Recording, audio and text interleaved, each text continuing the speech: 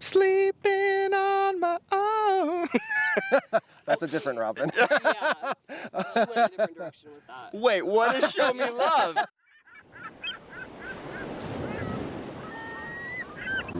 Hello and welcome to Among the Brine, where the Utah Historical Society brings Utah history, art, and culture to the surface. My name is Tim Glenn. I'm the director of the Museum of Utah, and this is my partner in Brine, Haille VanPatten.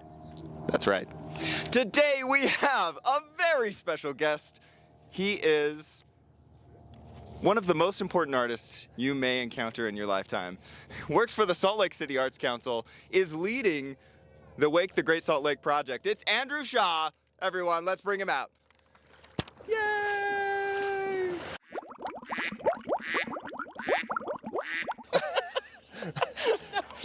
The sloshing? No. Loud sloshing. Are you sinking? I am. Just so everyone in the audience knows, so you are working on the Wake the Great Salt Lake project. Can you tell us a little about what that is? Yeah, so Wake the Great Salt Lake, it's a project of the Salt Lake City Arts Council, Salt Lake City's Mayor's Office, and Bloomberg Philanthropies Public Art Challenge. I am sinking backwards. It just happened. It just suddenly happened. No, that's going to keep going. Is it going to keep going? Oh, it is. Oh, it is still going. Can you tell us, just so everybody knows, what the Wake the Great Salt Lake project is? Yeah, so Wake the Great Salt Lake is a program of the Salt Lake City Arts Council, Salt Lake City's Mayor's Office, and Bloomberg Philanthropies Public Art Challenge. Several years ago, the Arts Council applied for this grant with Bloomberg Philanthropies where they ask cities across the nation to put together public art, temporary public art, that addresses a pressing civic issue. So when we applied, we said the decline of the Great Salt Lake was our community's pressing civic issue. Out of over 150 applications, they chose us as one of the 8 cities to receive this $1 million grant. That's cool. Yeah, biggest grant that the Salt Lake City Arts Council has ever received. And so now we're putting that money to use to bring temporary public art that addresses the lake. We've supported 12 local artists and organizations, and then we also have a large signature commission. Once you wake the Great Salt Lake, is it then woke? I mean, part of the word, so the word wake came about for 3 different reasons. One is awakening and, awakening our community to this issue and bringing that awareness. But also, as you saw when I came in, when movement through water creates a wake, so that's one of the terms that we've used, and awake as like a vigil to somebody who has just passed, Yeah. which is usually also celebratory. So I grew up in Salt Lake, or in the suburbs, have lifelong Utahn, and I remember the moment when I was really in my early 20s when I realized that I had never been here. But 2, like, I didn't really care about the Great Salt Lake. It was like growing up, it was like the thing that made the valley stink, and like we just never came here. So I love the idea of waking it to people, especially locals, because I think we kind of have forgotten what this place is. Yeah, I think, the mountains are all around us and easy to see from wherever you are, and it's a lot harder to see the lake. I mean, I do love when I go up into the mountains and I turn around and I can see Antelope Island, I can see the lake, I can see this ecosystem. But, I think Terry Tempest Williams was the one who said that we were a mountain-facing people and we need to become a lake-facing people. And I think that's what this project is doing. And there's, we totally understand that there's so many other artists that have been working for so long on this issue, and so we're just adding to the voices and helping celebrate even more, and yeah, hopefully bringing people to the lake to see all of the wonders that are here. Right, and what the people at home can't see is that there are at least 700 people watching this right now. I mean, there's more people than I was expecting. There are actually when a lot I of people pulled here. in. I love that there's tourists here enjoying what there is. So how has, we're talking about how the lake has been around for quite some time, and it is like a visual staple, and it's a resource, and it's this gem of the state. So how has that history of the lake kind of informed or inspired the Wake the Great Salt Lake project? We've worked with Dr. Ben Abbott from BYU and Grow the Flow, he created a video that you can see on our YouTube channel as soon as you're done watching this one, that we challenged him to say, give us 30 minutes of what artists who are working on art for the Great Salt Lake, what do they need to know about this issue? And he put together this incredible history and science look at it for artists, and it's a great piece really for anybody who wants that information about what's happening at the lake. Yeah, that's awesome. Shout out Ben Abbott. We want to have you on the show. How many artists are engaged on the project? Would you say 12? Well, there's 12 projects, but we've been trying to keep track of how many artists are involved, because some of them, like right now at Mestizo Institute of Culture and Arts, there's a group show that has 14 artists involved. Oh, okay.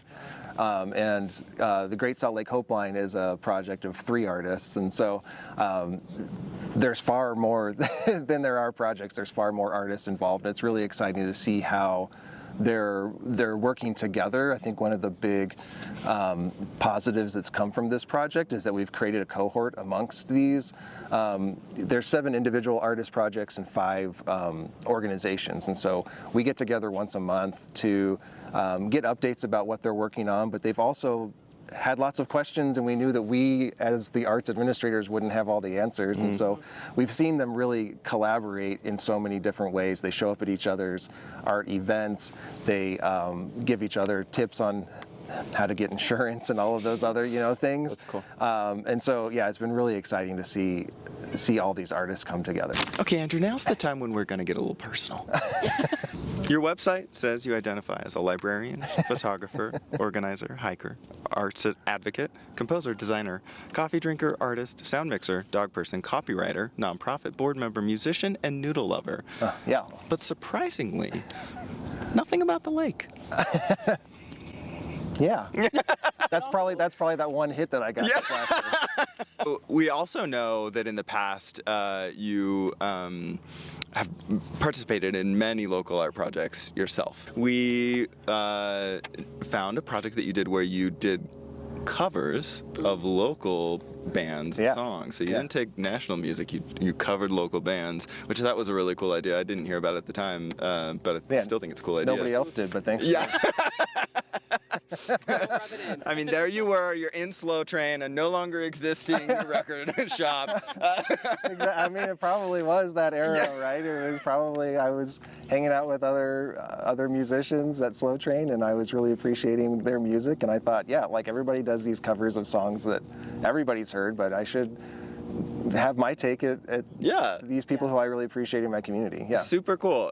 So the question is, what, because I know you're still active in the art scene and you still do a lot of work with sound. If you were to cover, to do a second round of that today, are there any sort of bands out there now, or even bands from the past that you'd be like, oh, I would totally honor that group, or I would be stoked to try their music? Yeah. I love this question because I do feel like in the last several years, as I've gotten older, I've gotten further out of the scene, and so I feel like I don't know the local bands as well as I wish I did. But I did play music in a band called Sleepy Passenger, which was fronted by Will Sartain, and I have thought like, oh, maybe I should go back to some of that Sleepy Passenger stuff and do my own take on it. Also, some of the Color Animal stuff is 10 years old or becoming 10 years old, and so I've been thinking about doing an album called Cover Yourself, where I just cover my own songs, do remakes of those songs, cool. And kind of see what's changed for me musically in the last 10 years. You know, it's not just because I'm having a hard time writing music now, but it's also, like I really like this. I like seeing how time changes things, whether it's thousands of years or 10 years. So I think it's time for a game. So we also found on your website in our research that you have done film scoring in the past. So the game is, I'm going to read part of the description from a film that you scored, and you have to name the title. So let's see if you remember. There are only 3, so it's going to be okay. First one.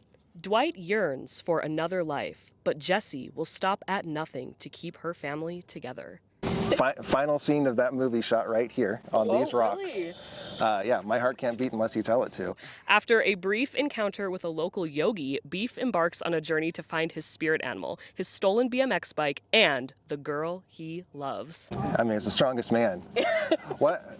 Beef, what better name for a character than Beef? Final, let's see if you can go 3 for 3. I feel like you will. After discovering Ivan's journal, Gordon sets forth on an adventure to retrace his brother's travels, taking him to the Florida Keys. Yeah, a name without a place.